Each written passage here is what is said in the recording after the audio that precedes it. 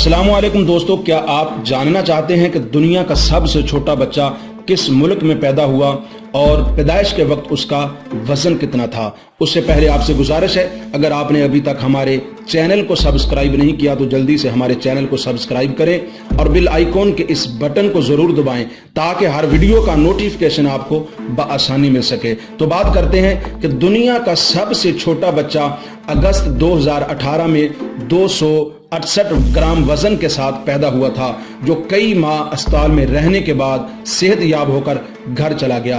गैर मुल्की खबर एजेंसी के मुताबिक जापान के दारुल हुकूमत टोक्यो में अगस्त 2018 में दुनिया का सबसे छोटा बच्चा पैदा हुआ।